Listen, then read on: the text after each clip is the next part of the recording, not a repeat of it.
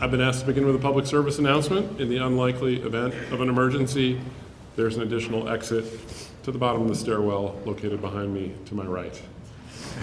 Okay. I'd also like to announce that this is the final Founders Day at which Tim Gaylord will be performing on the organ, and he's been performing for 30 years, so I'd like us to give a round of applause for him.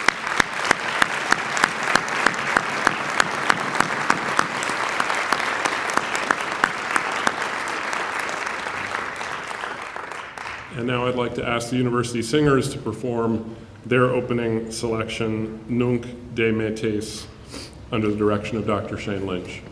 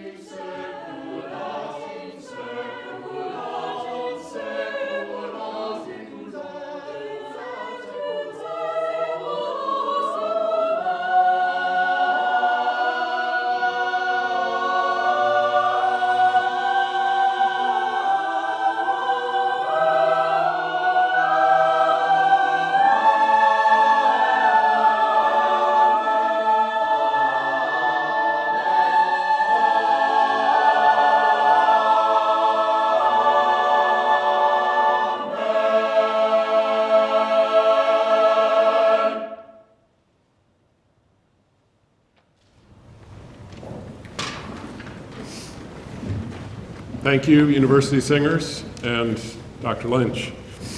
We celebrate Founders Day and gather for convocation by direction of the Board of Trustees on or near the birthday of Robert E. Lee, who served as our university's president from 1865 to 1870. On this occasion, we reflect upon the people whose vision, leadership, and hard work gave rise to this university, in which we take pride and to which we now devote our own energy. We reflect upon the purposes and the values that abide as the common thread connecting the members of this community across decades and centuries during which so much else has changed. And we reflect upon our motto, non incautus futuri, not unmindful of the future, which expresses our commitment to honor the past, not from a desire to remain frozen in time, but as a source of inspiration to direct our own efforts for the benefit of those who will follow us in the decades and centuries to come. At the heart of Washington and Lee University lies the conviction that the future is best served by education. From that conviction grows the communal ethos to devote ourselves to cultivating the considerable potential of our students, so that they may in turn contribute powerfully to making the world a better place. The two men for whom our school is named exemplified this ethos, as have thousands of other individuals who've sustained the quality, character, and success of this university over the 270 years of its existence. The paintings behind me portray Washington and Lee as they were when they made their direct and transformative contributions to this institution. J. Reed painted Lee in 1866, shortly after he became the president of Washington College. Gilbert Stuart's image of Washington was painted near the end of his second term as the President of the United States in 1796. That's the very same year in which he made his generous gift to Liberty Hall Academy. These portraits remind us not only of the men they depict and of their connections to this university, but also of the importance of our work and of our commitment to serving the public good. George Washington invested in this particular school because he believed the success of the nation depended upon there being quality education on the frontier. The Blue Ridge Mountains were the frontier of the United States, and we were the first institution of higher education to the west of those mountains. George Washington's investment in us was a deliberate investment in the future of the United States. 69 years later, with the nation in tatters after the Civil War, Robert E. Lee accepted the presidency of Washington College because it offered him a chance to contribute to rebuilding the newly reunited states. Putting this small, struggling college on the path to becoming an outstanding modern university was Lee's primary contribution to the future of the country. We continue to serve the public good.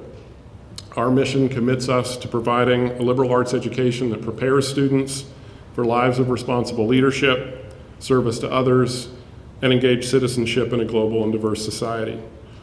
The investments of time and resources and love that our faculty and staff make in these young people are paid forward by the positive differences that so many of our students, and especially those who were here tonight as initiates of Omicron Delta Kappa, the National Leadership Honor Society, founded here at Washington and Lee, make on our campus and in our community. The work that we're doing with respect to our institutional history reflects this same commitment to advancing our educational mission for the sake of the greater good. We're determined to teach and present our history and all of its entanglements with the history of America as well as we possibly can, for the benefit of everyone at W&L and the wider public. The leader of these efforts is Dr. Lynn Rainville, our inaugural Director of Institutional History. She's charged with developing projects in collaboration with faculty, staff, students, and alumni that engage the community with the full scope of our history. She will spearhead the development of a museum devoted to the history of Washington and Lee and its many connections to American history. She will pursue partnerships with other historical sites around the region that share our goal of providing public education of the highest quality and can help us realize the full potential of W&L's campus, buildings, and collections.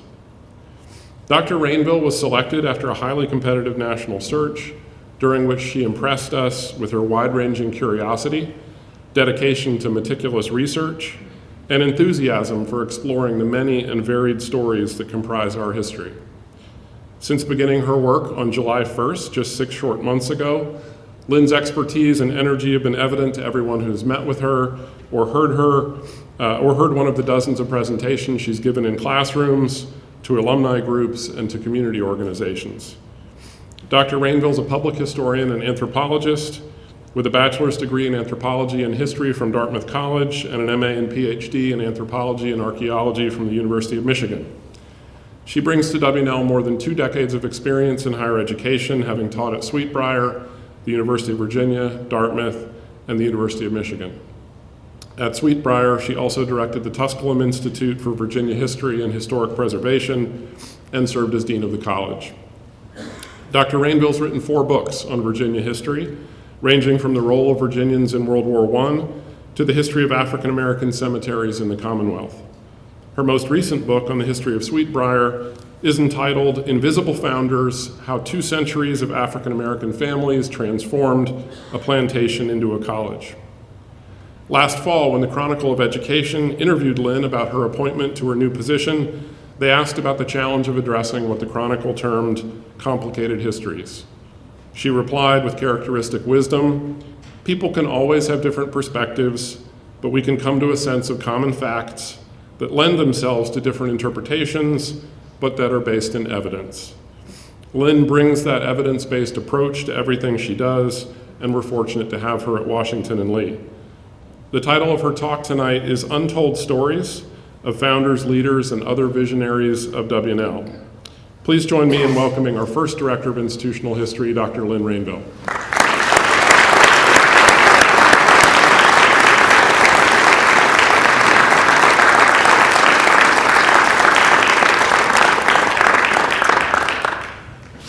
I am honored to be here in front of you to share some thoughts about founders and to serve as a prequel to your induction into a century-old honor society that was founded here in 1914. When I was first asked to give this talk, I started to prepare the way that I have for over 25 years of giving public presentations. I started compiling visual images.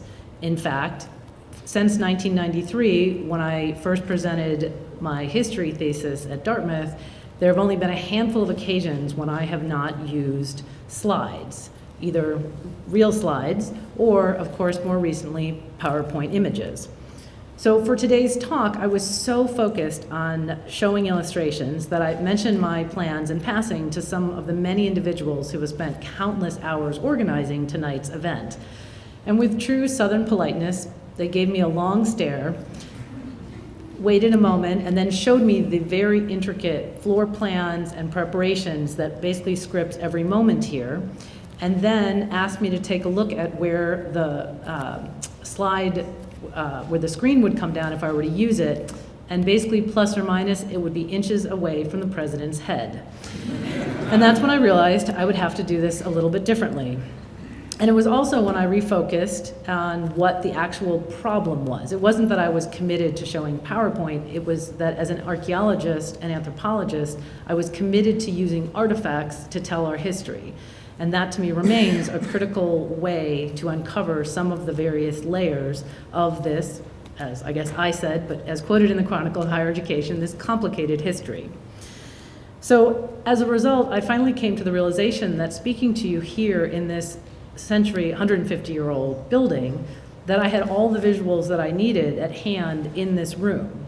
So if you will bear with me, for the remainder of my comments, I will be telling some of these stories about founders and leaders, referencing the iconography and the plaques and the memorials that surround us. So that way I can have my cake and eat it too. So the architectural history of this building provides one of the storylines to our history. The construction of this building began in 1867 and was finished just in time for graduation in 1868. Lacking a suitable spot to gather the entire body, President Lee designed the chapel as an auditorium, first and foremost, not as a church. And in fact, it has never been consecrated, and although you sit in pews, your pews lack racks to hold holy books such as a Bible. After Robert Lee's death, the apse behind me was added to serve as a memorial and a mausoleum. And gradually, as its use as a place of worship decreased, its role as a gathering place for intellectual and academic purposes increased. And this includes a very well-known speech by Charles Francis Adams, Jr., the great-grandson of U.S. President John Adams and the grandson of John Quincy Adams. During the Civil War, he led the 5th Massachusetts, which was a black cavalry regiment, into Richmond towards the very end of the war. Adams gave his speech here at this very lectern on the centennial of Lee's birth on January 19, 1907. He spoke for an hour and a quarter, which is not foreshadowing for my talk. And his conciliatory remarks are commemorated by a plaque that lies on the second story behind you that you would have to view after the talk. And it shows in bas relief his profile. And that was added to honor the talk that he gave. It was a very momentous talk. In addition, the Victorian style of this building, along with its simplified Romanesque interior, as well as its connection to Robert E. Lee, provided the rationale for adding this chapel to the elite list of National Historic Landmarks in 1961. And as you entered, there was a plaque at the very back of the building that commemorated this event. There's only one other National Historic Landmark in Rockbridge, and that's the barracks at VMI. And these landmarks represent 3% of the 90,000 sacred and historic sites that are on the National Historic Register, which is, of course, a much larger group of sites. And so, for example, here in Rockbridge County, we have 48 sites on the National Historic Register, but it is quite an honor to be a National Historic Landmark. I should add that efforts are ongoing with local groups partnering with regional and national institutions to do research into the cabins of enslaved families here in Rockbridge and into historic barns so that we can add more sites to the National Historic Register, which requires both deep historic research and a rationale for cultural and historic significance. But there are other elements of this building that we can look to and learn from, and that would be include the carefully coordinated design elements. So the same sawtooth pattern that was found on the outer doors as you walked in, which also is seen in the balcony and on the lectern in front of me, the zigzag. This was also a stylistic element that originally behind me, the alcove, was a window. I mean, the windows where the portraits are now, and then the window that was behind me. And in a very famous picture of Lee, taken at Lee's funeral during the wake, with two students watching over the coffin on either side, you can clearly see in the window that this repeated zigzagging pattern continues from, therefore, front to back to create a symbolically coherent design. You'll also notice on the lectern in front of me the acorn motif. This is deployed throughout the building. Acorns are, of course, very rich in symbolism. As the seed of an oak tree, they are often associated with strength and potential. And accordingly, the Lee family crest features a squirrel holding an acorn. And this visual metaphor was accompanied by the family motto, which is the motto that we take for the university, which is non incautus futuri, or not unmindful of the future. And I should add that the lectern in front of me that has acorn design includes the mother of all acorns in the center, which looks like it has already eaten several other acorns. So this design also occurs in a modified form as a finial at the base of the connectors in the ceiling, and then behind me in the entranceway. So once you start looking for acorns basically in this building, you will see them everywhere. And as for the lectern itself, you will see a singular added decoration, the ODK medallion. It is there, right? Good. Forgot to check when I walked in. This is the only decoration that is ever allowed on this 1868 lectern. In fact, if you notice closely, none of us are supposed to touch the lectern, which is why even the comments are on top of felt. So I am not touching the lectern. And this decoration is a powerful symbol that commemorates the founding of the Honor Society. And in fact, it has another layer of history. If we were to turn it around and look at the back of it, it was given by Captain Peniston, who was the director of Lee Chapel decades ago, and it was in honor of his son, who was an alum of the university, who died tragically from an illness his senior year at school. So he gave it in honor of that. So it is not as old as some of the other artifacts in this room, but still helps us document our history. And the symbolism on it, which of course includes the 5 stars, which relate to the 5 phases of collegiate leadership celebrated by ODK: scholarship, athletics, campus and community service, communications, and the arts. And then the circle is meant to encompass all of those entities, as well as the date of 1914, when it was founded. So for the rest of this talk, I'll be using some of the other plaques and memorials that surround us to highlight chapters and accomplishments of W&L leaders.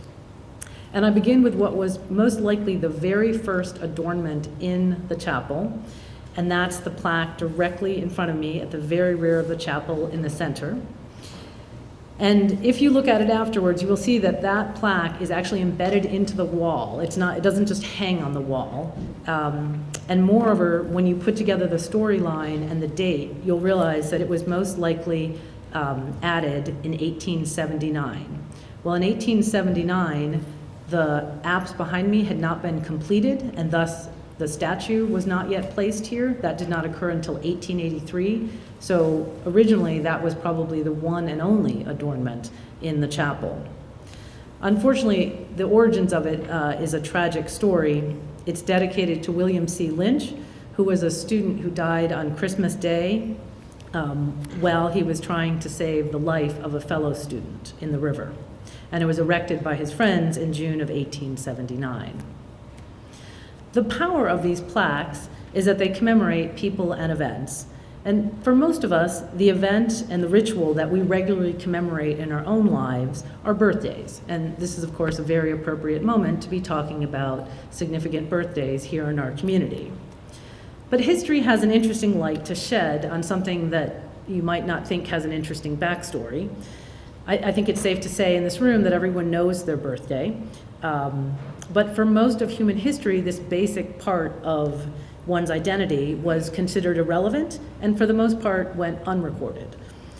Or in the case of ancient Romans, they would only celebrate men's birthday, and it wasn't until the 12th century that they began celebrating women's birthdays.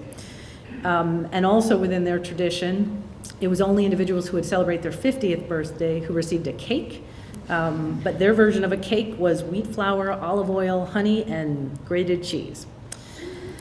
After that brief experiment with birthday cakes, it wasn't until the 18th century that the Germans introduced a Kinderfest, which honored children's birthdays, and it was very specifically for children. And they also introduced birthday candles, again, part of our ritual today. And in this country, birthday cakes did not become popular until the 19th century, which accompanied the rise of industrialism and more affordable ready-made cake mixes. But it was only after all these developments and in the 20th century that most states in America began regularly issuing birth certificates and formally requiring the formal recording of births. So all of that is a very recent historic occurrence. And I say this background and why it is relevant is because of an unexpected example of an uncertain birth date, and that would be of Robert E. Lee. So the commonly accepted date of January 19th, 1807 is used very, very widely, but there are several scholars who have certainly shed some interesting perspectives on that date. And one of them is Elizabeth Pryor, who wrote the book Reading the Man, a very comprehensive biography of Lee. And she wrote or had uncovered that on the 1829 West Point roster of students, where Lee was then a student, Lee himself gave his age in 1829 as 19 years and 4 months when he was admitted. And if you do the math, that puts his birth date around March of 1806. So different month, different year. Another very well-known biographer of Lee, Douglas Southall Freeman, included an image in his 1930 book of the Lee family Bible. And this is one of the only places that we regularly find, prior to the 20th century, where we regularly find recorded birth dates. So it's a very good source to use usually.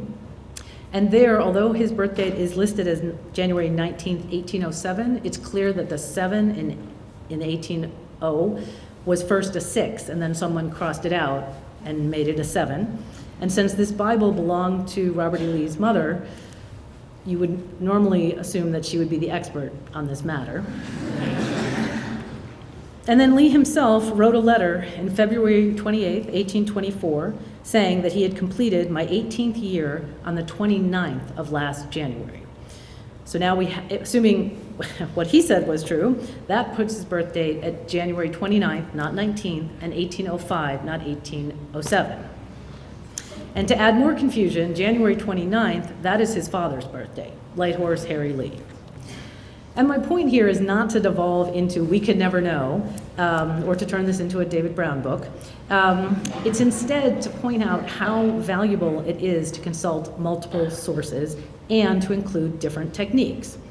And in this case, I will not be the arbiter of his birthday, but I will leave it in the hands of the talented scholars at Stratford Hall, where Colin Woodward, the editor of the Lee Family Digital Archive, is doing what would be the logical next step, which is to look in family papers, letters, for any mention of the baby Robert prior to January 19th, 1807. So I expect at some point there will be a resolution. And not to sound like I'm just using strange examples of our two founders, but there's also an interesting twist on the birth date for George Washington. But here it has to do with the process of commemoration, which is just as important as the historic advancement of facts in real time. So for George Washington, he was born on February 11th in 1731. But as many of you will realize, 20 years later, the British colonies switched from the Julian calendar to the Gregorian one under the Calendar Act of 1750. So, and this made a transition from the old style dates to the new style dates of the Gregorian calendar, which means that individuals like Washington, who were born prior to 1750 but died after 1750, have a complication in their birth dates because you have to decide if you're going to stick with the old style date even after the calendar changed, or rewrite their old style date into the new style date. Don't worry, there's not going to be a quiz afterwards, by the way, with all these dates. But dates are relevant, and again, the process and the chronological order of events is important. So in this case, it's not a question of being out of order chronologically, but we celebrate Washington's birth on the Gregorian date, which is February 22nd, 1732, as opposed to how he and his contemporaries would have, which is February 11th of 1731.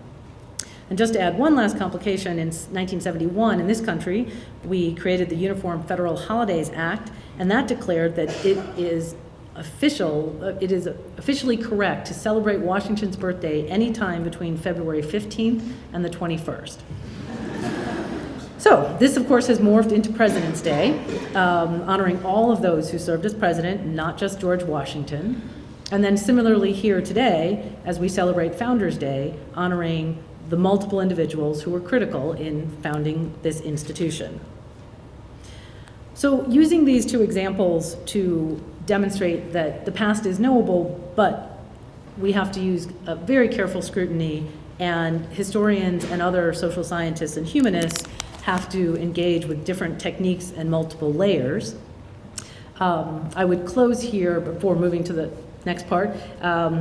If I were showing slides right now, I would be taking this moment to make sure that everyone was still awake, and I would be quizzing everyone on where the ODK commemorative plaque is. And I'll give you a hint, it is not in this building. So make sure you have an answer to that next time I see you. So on the subject of foundings, I return back to the question of who we commemorate as founders, especially in this building with plaques. So here we learn about our 18th century founders. So located on the left-hand side at the rear of the chapel is a very unusual memorial made from blue marble, and it includes bas-relief Ionic columns with an ornate entablature. It's really quite lovely, and it's much more ornate than most of the rectangular ones. And this artifact memorializes the two principals of the Augusta Academy, the one that was founded in 1749, Robert Alexander and John Brown, and then William Graham, who was the founding rector of the Liberty Hall Academy. And I use this plaque as a perfect illustration of how we can use material culture to ask more nuanced questions of the past. So the appropriate place to begin with any study of a commemorative act, such as a plaque, is who decided to remember this person, and why. And in the case in the back, the plaque informs us that it was the colonial dames of America who erected the plaque on June 10th in 1913. And they did it to honor the colonial founders. So this raises the question, well, who are the colonial dames? And they're a national society formed in 1891 to, and I quote, promote appreciation for the people, places, and events that led to the formation and development of our country, end quote. They have been leaders in the field of historic preservation and interpretation of historic sites, for over a century now. So in this case, in that sense, it does make sense that an organization devoted to the colonial era would provide us with a plaque to commemorate our foundings. But if we look closer at the plaque and the details on it, we see that the dates that they use are 1749 to 1782 as the period that they want to commemorate. 1782 is a very strange choice because that was the year that the Reverend Graham arrived. So it's not an end date, even though they use it as the end date of their commemorative moment. And I would add here, it's even stranger because the plaque, as I mentioned a moment ago, was dedicated in 1913. That was 2 years after Graham's body was exhumed from Richmond and reburied just outside. So he is the individual, as you face the chapel on the left, who is buried in between the wrought iron gates on a horizontal table memorial. So the dates of his presidency, though, in 1913 would have been well known. He was very much on people's minds. And right now I can't tell you why the Colonial Dames picked 1782, seeing as they're commemorating this in 1913, it would have made much more sense for them to pick 1796, which was the end of President Graham's tenure as a founder of the Liberty Hall Academy. And although one could argue that because they were focused on the colonial era, that they wanted to stick within a tighter time frame that they would want to commemorate, but 1782 is not that date. So this is one of the many research questions that I've been uncovering as the inaugural director, which I hope many of the students in this room and faculty and staff will help with continued and ongoing research. Another point about this plaque is why 1913? The association at that point was 22 years old, and that was a year that they turned their attention to a rural school in Virginia. Now, maybe they were erecting memorials at each of the American colleges founded in the 18th century, again, true to their own mission, to appreciate the colonial era. Maybe one of the women in the Colonial Dames was descended from one of the 22 trustees that are also named on the plaque. Or maybe the large number of Revolutionary War officers that were connected with our founding caught their attention. Because on that plaque, you'll see that we have a general, 4 colonels, 1 major, and 3 captains. But thinking and researching laterally, another catalyst may have been another reburial. 1 month before that plaque was commemorated, Light Horse Harry Lee, Robert E. Lee's father, was exhumed and reinterred in the crypt below us. That was the date that they moved him here. So perhaps the attention that was being called to this very famous Revolutionary War hero being moved here physically caught their attention. All of these questions are, again, part of ongoing research to help us understand what is and is not being commemorated on the plaques around us. I mean, we can all appreciate, given the finite number, the finite amount of wall space and then the finite number of plaques, that clearly the plaques themselves haven't caught the whole story, but they certainly raise lots of interesting questions. So in addition to the founders that many of the plaques around us highlight, I also wanted to point to some of the other types of leadership that are commemorated here. And one of the most notable ones is military leadership. Several of these plaques commemorate veterans and their service. And here as a historian, I wanted to give very brief context for some of our alumni have fought in all of the major wars and conflicts since we were founded. And in this region, we occupy the lands of former Native confederacies, such as the Monacans, the Monahawk, and Sioux-speaking groups. So as a result, the European American founders of Rockbridge County ended up fighting Native peoples for land and resources as they were founding in this region. And just after the founding of the Augusta Academy was the outbreak of the French Indian Wars. And many of our faculty, our early faculty here, were educated at Princeton, where they would have been on some of the front lines of that battle. And this brings us back to George Washington, who began his military career as a British soldier in this conflict. Now, of course, the war that Washington is much more famous for is his success in the Revolutionary War. And here again, we have Washington and Lee, pupils of William Graham, the same founder, fighting against Cornwallis at the Battle of Guilford Court, not all that far from here. If I skip over the War of 1812, apologies, everyone skips the War of 1812. I don't yet have information about our alumni in the War of 1812, I'm sure it's there. But returning to the stories of leadership that we find in the plaques in this building, you will have all passed as you came in the one that commemorates the service of our alumni in the Civil War. And that would be the Liberty Hall Volunteers, named after, taking their name from our colonial era educational institution.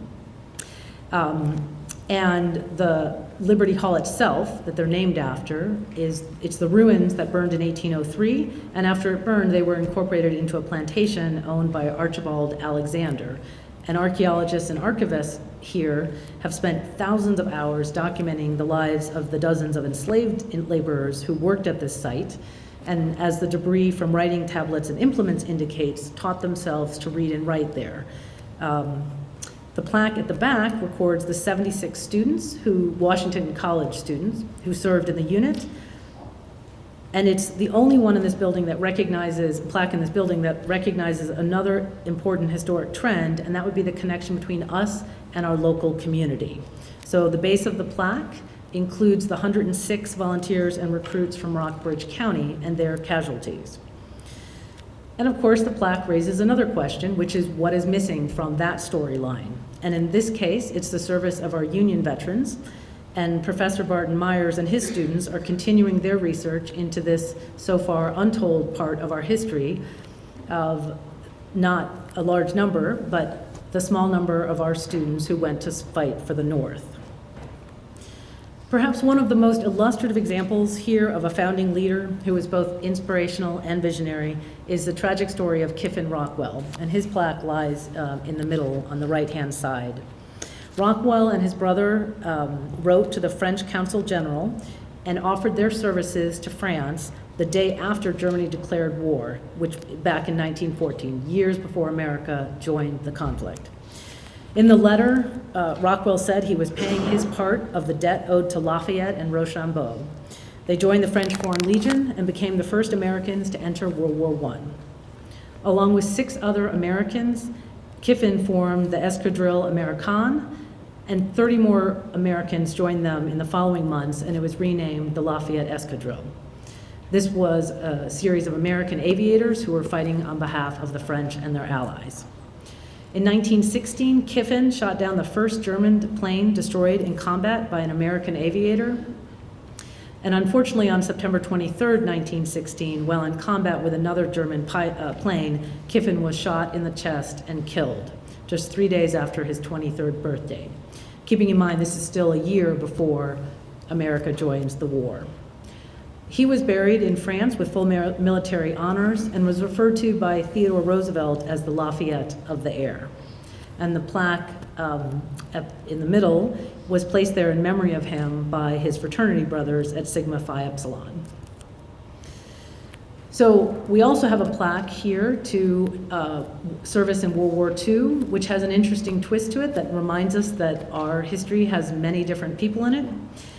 And the plaque at the back, which is a plaque to the School of Army Personnel, this, in 1942, when enrollment, in the middle of the World War II, when enrollment was down by 300 students, on December 7th of 42, on the first anniversary of the attack on Pearl Harbor, the Army School arrived on campus and continued here for many, many years and offered training in a diverse set of hands-on military-related skills. And the plaque at the back, which is upstairs, honors these individuals who, for that space of the war, included women and African Americans who were training to serve their country. And then one of the last military plaques at the back, which recognizes a member of the class of 1966 for his sacrifice in Vietnam. And this was James Monroe, who was killed on the 16th of February, 1967, after he crawled through heavy fire to provide aid to his wounded comrades and ultimately saved the lives of 2 of them and injuries to many others by smothering a live grenade with his own body. And because of his heroic and selfless action, he was awarded the Congressional Medal of Honor, which is the nation's highest military honor. If you're interested in a more complete list of our alumni who have served in various wars, you can also, as you head through the Memorial Gate, which is in front of the visitors' parking lot, that was erected as a memorial to the Great War, at the time when obviously they hoped there would not be any other wars, but then subsequently the university has added plaques commemorating veterans from World War I, II, Korea, Vietnam, and Afghanistan. So moving forward with this material culture and artifacts, if we turn to the 2 portraits of our well-known leaders, I have to admit that when I was asked to speak to inductees in an honor society that is based on leadership, the next step I took was to Google leadership. Because as an anthropologist, I am more accustomed to the impacts of cultural beliefs on leadership. So for example, how female leaders are perceived as opposed to their male counterparts. I spend less time studying how individuals achieve their successes or the variabilities of leadership styles. So in preparation for this talk, I read Doris Kearns Goodwin's masterful book titled Leadership in Turbulent Times. And she, as a historian, bases her conclusions on the lives of Abraham Lincoln, Franklin Roosevelt, Theodore Roosevelt, and Lyndon Johnson. And in this, she identified 4 types of leadership: transformational, crisis management, turnaround leaders, and visionary ones. And the 2 men on either side of me in the portraits obviously embody each of these types at various points in their career. So from his start as a 21-year-old Army major, George Washington embodied most of these styles. And as the author Richard Brookhiser put it in contemporary terms, describing Washington as the founding CEO, he explained his reasonings. Washington ran 2 startups, the American presidency and the American Army. He chaired the most important committee meeting in history. That would be the 1787 Constitutional Convention. His agribusiness and real estate portfolio made him America's richest man at the time. And he was an 18th century celebrity. Men followed him into battle, and women longed to dance with him at parties.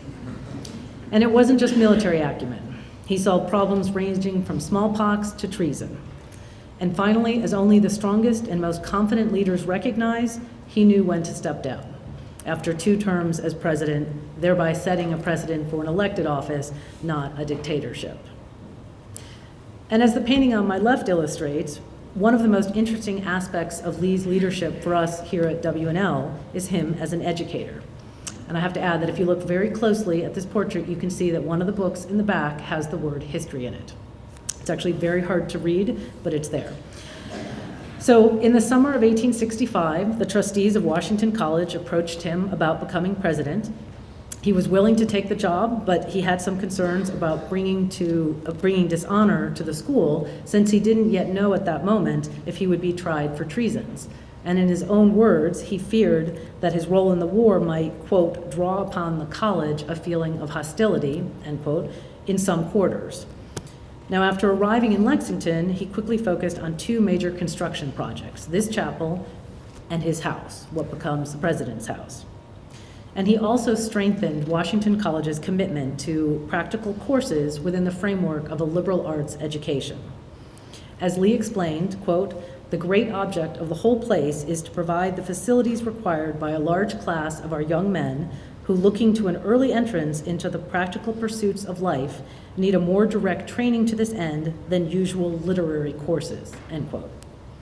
He planned to apply the advances in industry and science to the literary instruction of the post-war generation. His next-door colleague, the superintendent of VMI, described this plan as, and I quote, "twaddle from beginning to end," end quote. And this is an important reminder that strong leaders need to do thorough research and then follow through with their convictions.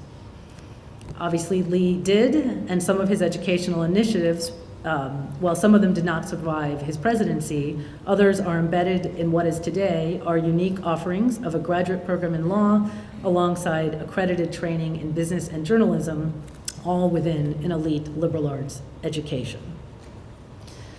A moment ago, I mentioned visionary leadership. In my short time at Washington and Lee, this is perhaps the most compelling type of student and alumni contributions that I have seen. This includes recent graduates who are dedicating their lives to solving critical environmental, social, and economic problems, and older alums who have succeeded at solving complex problems while leading others. So, again, turning to the plaques, I wanted to highlight two last individuals. And the first is William Morrison, who entered Washington and Lee when he was 16, walking 6 miles to school each day to study law. After he graduated, he applied to the Executive Committee of Foreign Missions and received an appointment as a missionary to Africa. He was stationed in the Congo, and he came into direct contact with King Leopold II of Belgium, and quickly realized the atrocities that the king was committing against the indigenous populations. This was all in an effort. The king was interested in promoting the rubber trade, and he was enslaving local people to meet certain, to produce certain amounts of rubber every day that was basically killing people. And William Morrison used his privileged status as an educated white American Christian to draw the entire world's attention to Leopold's exploitative practices through letters, articles, testaments, and trials. And eventually, Morrison encouraged the eradication of Leopold's labor system by the Belgian government after they purchased the territory. And the plaque, his is right here, his plaque commemorates his service and that of his wife who joined him, where they both died, which was in the Congo. And the second example of a committed and visionary leader is James Ambler. At age 16, he volunteered for a cavalry regiment and fought in the Civil War, and he was one of the students who attended Washington College just after the war ended, between 1865 and 67. Later, he graduated with a medical degree from the University of Maryland, and he joined the U.S. Navy. His superiors suggested that he offer to serve as a medical officer in what became a doomed Arctic expedition in 1878 that was designed to approach the North Pole through the Bering Strait. He was not eager, but no one else responded, so he felt duty-bound to go. A newspaper publisher provided the ship, the Jeannette, and George Washington DeLong commanded the expedition. They left San Francisco in 1879 with 33 people, but after just 2 months, they became icebound, and they remained imprisoned on their ship in the ice for 21 months. It was Ambler's skillful practice of medicine that preserved the crew's health with daily rations of lime juice, a distillery to produce potable water from salty sea ice, and he established rigorous standards of sanitation and hygiene that saved most likely all of their lives initially. Unfortunately, on June 11, 1881, the wooden hull of the ship was crushed by ice, and so the group had to leave to search for open water. And after 3 months, they reached the edge of the ice pack, and they divided into 3 boatloads. The first boat was sunk by a gale. Siberians rescued the second boat, but the ship containing DeLong, Ambler, and 12 men became lost in inlets. And at the end, DeLong, the leader of the expedition, offered Ambler a chance to join with 2 of the strongest crew members to seek help. But Ambler declined and remained to stay with some of the sick on the boat. Those individuals who remained on the boat with Ambler ended up starving to death, and in the end, gnawing on leather from their own boots. Whereas the 2 stronger crew members made it out alive and then were able to tell rescuers, who by the time they returned, everyone was dead.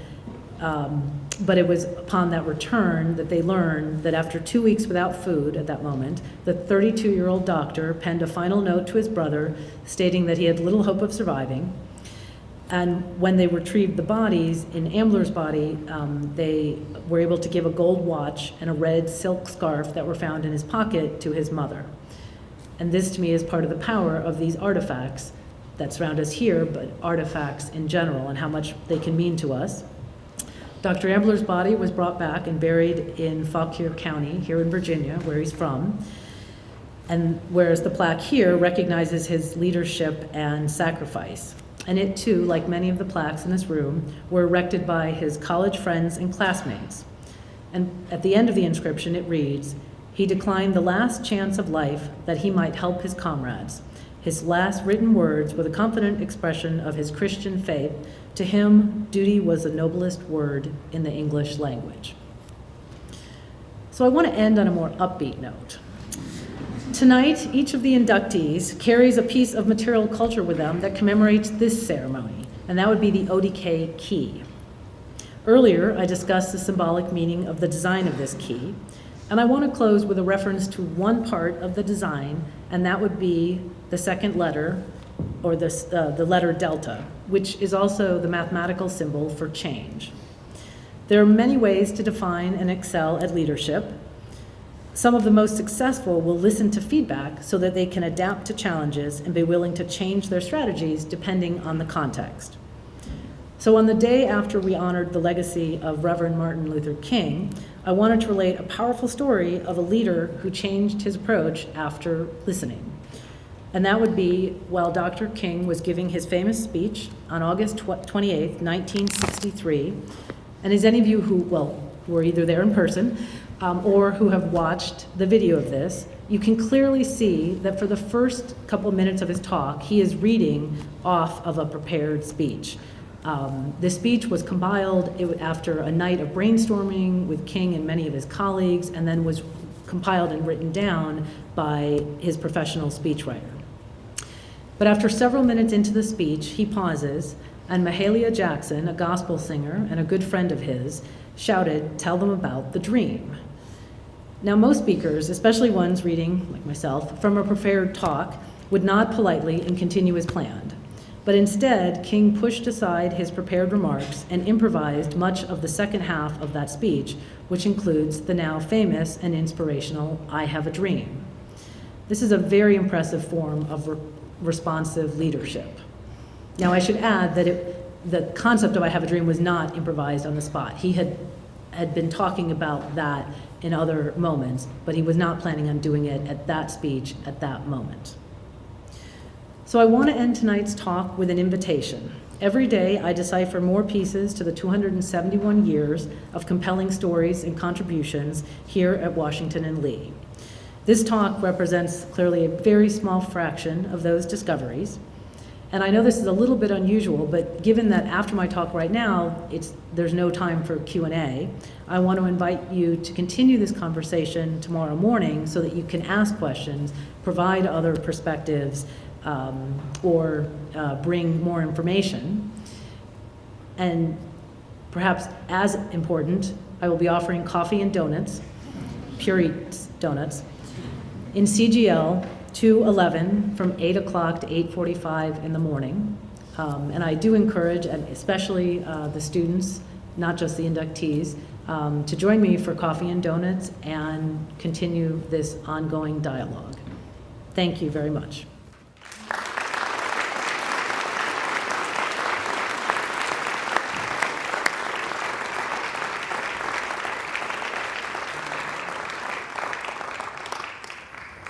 Thank you, Lynn. She's done a lot of discovering in 6 months, I think, and I want to reiterate how fortunate we are to have her here, and I look forward to how much you will help us uncover in the coming years. I didn't know, for example, that I'm not supposed to touch the podium. I think I may have done that on a previous occasion, I confess, but I promise never to do it again. Founders Day is a time for us to recognize individuals for fulfilling the ideals of leadership and service, and we do that on this occasion by inducting them into Omicron Delta Kappa, the National Leadership Honor Society. Laura Rose Calhoun is the president of the Alpha Circle of ODK. She's a senior from Lawrenceville, North Carolina, a double major in strategic communication and politics with a minor in poverty and human capability studies. She's a Johnson Scholar who's worked to expand and celebrate the sense of community at W&L. She founded the W&L Rotaract Club, which is affiliated with the Lexington Sunrise Rotary Club, and is committed to building community through service with its motto of service above self.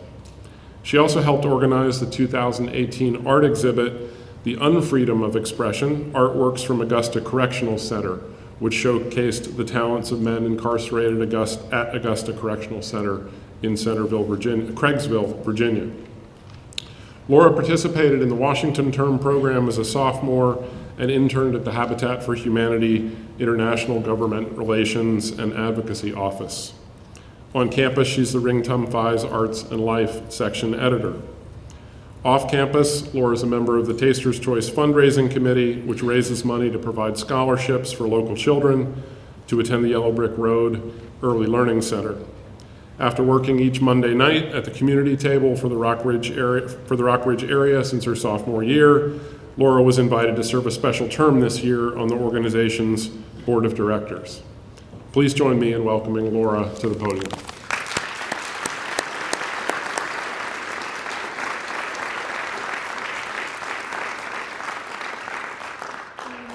Thank you, President Dudley, for your kind introduction. I would also like to welcome our distinguished guests, students, families, and friends as we gather to celebrate the extraordinary accomplishments of our new initiates and anticipate their continued excellence in leadership, both here at Washington and Lee and in communities across the world.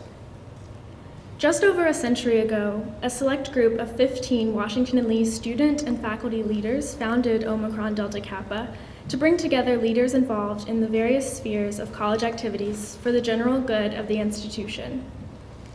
Since its founding, the Society has sought to honor those students, faculty, alumni, and community members who best demonstrate excellence in the 5 areas recognized by the Society: scholarship, athletics, service, journalism, and the arts. Many of our initiates excel in more than one of these fields, while others represent incredible depth within a single sphere. It can be easy to be a bad leader. Being the loudest person in the room at a poignant moment, or masking selfish ideas as ones that benefit the greater good, may earn you a leadership position, but they don't make you a leader. True leadership is built upon service. It's built upon genuine love, compassion, and empathy for the people around you. It's built upon collaboration. Good leaders are not the loudest people in the room.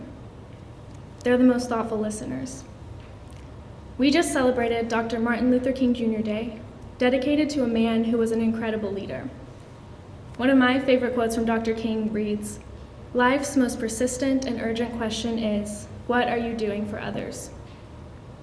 We should all be striving for that kind of selfless leadership. Good leadership isn't about the leader. It's about standing up for something that matters, working with people who matter, and making positive change. I'm honored to stand here and read each of these names because I know that all of you are striving to be Dr. King's idea of a selfless leader. You're careful and kind and diligent. When the future seems terrifying, I'm encouraged by the work I see all of you doing on this campus, in this community, and beyond. Your leadership and your passion shine, and we need more of that in the world. Thank you for your dedication and your perseverance, and I'm so excited to see what the future holds as your leadership grows. We will now recognize each of our initiates through the traditional tapping ceremony. I'll begin today with our honorary initiates. I'll recognize each individually and ask that you please hold your applause until all of them have been introduced. All right. Jennifer Jean Agesta, class of 2000, is Director of Polling and Election Analytics at CNN. Named to the position in January 2015, Agesta produces all the network's polling and leads its election night decision team while guiding CNN's reporting on the use of polls. She works out of CNN's Washington, D.C. bureau. Prior to joining CNN, Agesta served as Director of Polling at the Associated Press. There, she ran a 2-person polling unit, conducting domestic and international survey research for the News Cooperative and leading its election night exit poll coverage. She has also covered polling at the Washington Post, launching the site's polling blog, Behind the Numbers, and helped build the National Election Pool exit poll operation at Edison Research. Prior to her media work, Agesta worked on messaging research with DC firms Belden, Rossinello, and Stewart and Greenberg Quinlan Rosner. Agesta is a native of Long Island. Leo Paul Decanini, class of 95, began volunteering with his local Pittsburgh Habitat for Humanity affiliate in 1988 and worked 3 summers on the Appalachian Service Project. At Washington and Lee, he worked with the Rockbridge County Habitat affiliate and, in 1993, helped found the Washington and Lee Habitat campus chapter that is still active today. Upon graduation, he moved to Northern Virginia and went to work as a project manager for the large national builders U.S. Home Corps and Toll Brothers. He started his own company, Deco Homes and Remodeling, Inc., in 2003. From 1995 to 2009, Leo continued to volunteer with Prince William County Habitat, Northern Virginia Habitat, the Jimmy Carter Work Project, Hurricane Katrina Relief, and Christmas in April. In 2009, he and his family moved back to Lexington, where he was the general contractor on the restoration of the historic Robert E. Lee Hotel on Main Street. He continued to serve, working on Hurricane Maria relief, and as a volunteer, committee chair, and board member for the local Rockbridge area Habitat for Humanity affiliate. In 2017, he began his dream job as the construction supervisor and volunteer coordinator for Rockbridge area Habitat. Leo lives in Lexington with his wife, Pina, class of 95, his 2 children, Gina and Leo, and their dog, Rocky. Tamara Yvette Futrell is the Dean for Diversity, Inclusion, and Student Engagement at Washington and Lee University. She earned her bachelor's degree in psychology from Virginia Commonwealth University in 1994 and a Master of Science degree in college and community counseling from Longwood University in 1996. She is currently a doctoral candidate in the higher education program at Virginia Polytechnic and State University. Futrell serves as a member of the Student Affairs Division, the President's Council, and an ex officio member of the university's Committee on Inclusiveness and Campus Climate. She also served as a member of the steering committee for the university's 2018 strategic plan. At Washington and Lee, Futrell provides leadership and direction for diversity and inclusion programming, services, and initiatives within student affairs. John X. Miller Jr., class of 77 and class of 80 law, is a veteran journalist, newsroom leader, and not-for-profit executive. Miller began his career with an internship at the Twin City Centennial in the 1970s. From 1978 to 1982, he worked as a copy editor for the Roanoke Times and World News, and as a sports copy editor for the Charlotte Observer. Miller then became an original staff member of USA Today when he was hired as the newspaper's sports copy desk chief in 1982. In 1991, he was named executive director of The Reporter in Lansdale, Pennsylvania. In 1996, he was appointed managing editor of the Sun News in Myrtle Beach, South Carolina. From 1999 to 2007, Miller worked at the Detroit Free Press and the Detroit Media Partnership, first as the Free Press's public editor, then as the DMP's director of community affairs. While at the Free Press, Miller formed an accuracy group and made accuracy a part of the culture at the paper. After the Free Press, Miller took some time away from journalism to work as chief executive of a nonprofit that helps low-income people pay their utility bills. 3 years later, he became editor of the Daily Record in Hickory, North Carolina. In August of 2013, Miller became the first African-American managing editor of the Winston-Salem Journal. Miller has served on the boards of numerous organizations, including the Maynard Institute for Journalism Education, the Pew Center for Civic Journalism, and the Michigan Humanities Council, as well as various American Society of News Editors and Associated Press Media Editors boards and committees. He was a founding member of the National Association of Minority Media Executives and is the former board chairman of Arise Detroit. He has been a Pulitzer Prize juror, a facilitator at the American Press Institute in Reston, Virginia, and was the first Donald W. Reynolds Distinguished Visiting Professor of Journalism at Washington and Lee University in 2005. Miller received the Order of the Arrow Vigil Honor from the Boy Scouts of America in 1973 and the Spark Plug Award from the Chicora District Boy Scouts of America in 1997. Jessica Lonholm Willett, class of 95, is the Chief Communications Officer at Washington and Lee, overseeing publications, media relations, photography, videography, and social and digital media. She earned her bachelor's magna cum laude with honors. She began her career in book publishing at Random House, Inc., now Penguin Random House, working in various marketing roles, including manager of promotion for Vintage and Anchor Books and director of new media and online marketing for the Knopf Publishing Group. She returned to W&L in 2002 as web writer and editor for external relations. She was named Director of Web Communications in 2010, Assistant Director of Communications and Director of Digital Communications in 2012, and Executive Director of Communications and Public Affairs in 2016.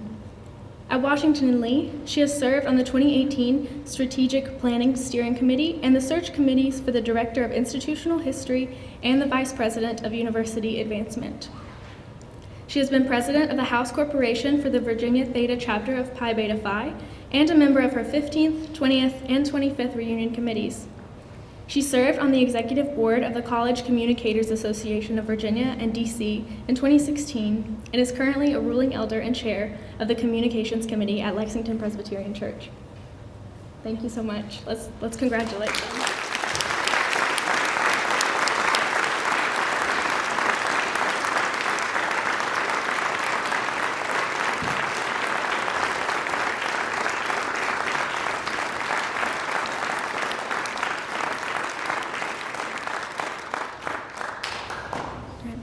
Now we'll recognize our student initiates, and I'll start with the undergraduate class of 2020.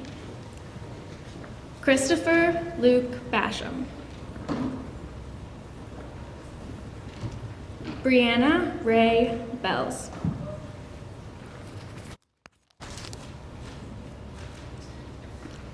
William Warner Bolton.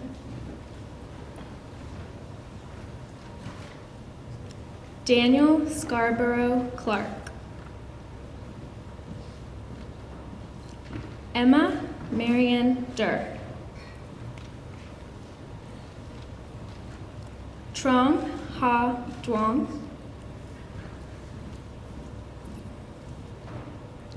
Balin Victor Essek in absentia. Cassandra Noel Hall.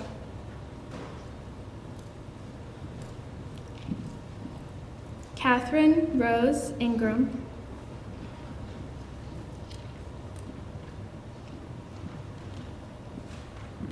Bria Young Kelly.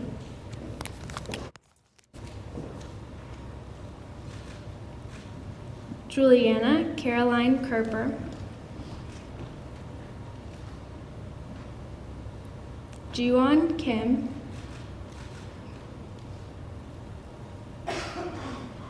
Anne Elise Lentz.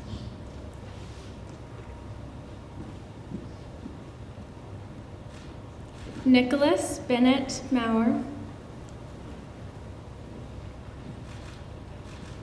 Prakriti Panthi.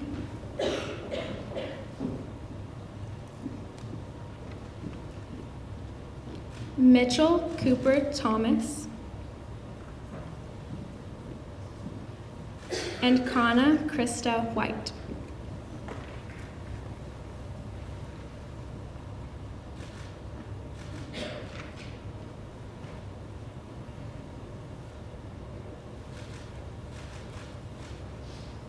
Let's give them a round of applause.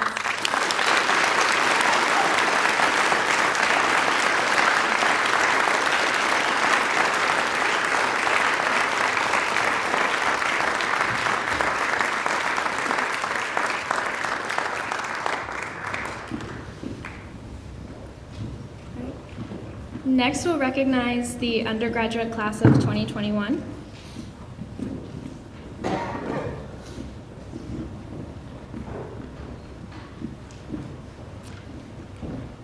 Danica Taylor Brockman. Sarah Concepcion. Amanda Nicole Dorsey. Micah W. Holcomb. William Chase Isbell.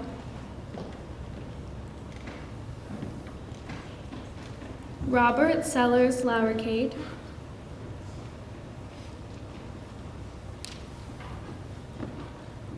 Geronimo Leonardo Reyes Olmedo.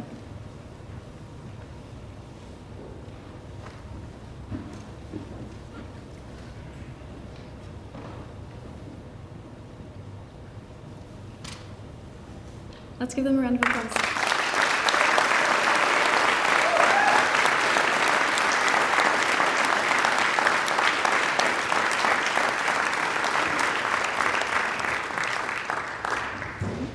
Now we'll recognize the law school class of 2020 initiates. Whitney Elena Davis.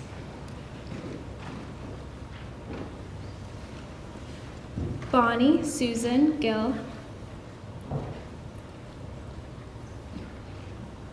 Natalie Elizabeth Gordon. Mahalia Shanae Hall.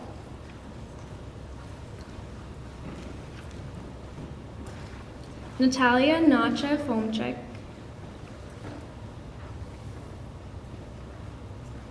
Ryan Edward Johnson. Emily Grace Kendall. Madison Victoria Peace.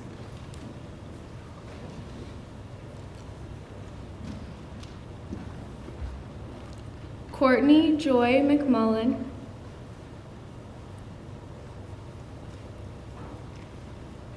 Catherine Virginia Phillips.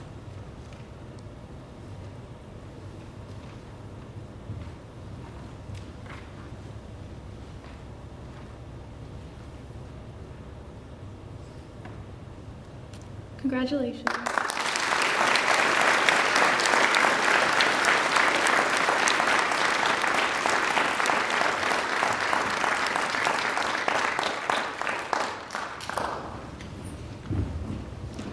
And now we'll recognize the law school class of 2021.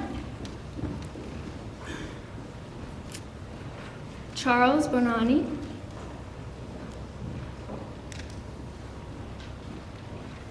Alexandra Preston Clark.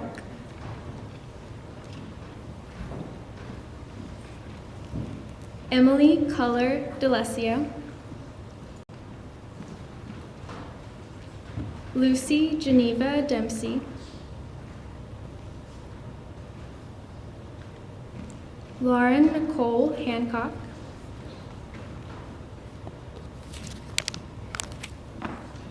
And Daniel Justin Cater.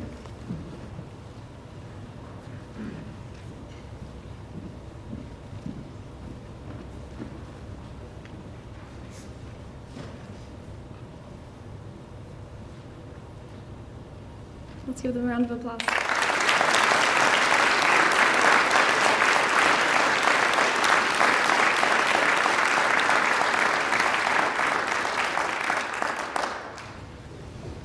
Thank you so much. That concludes our tapping ceremony.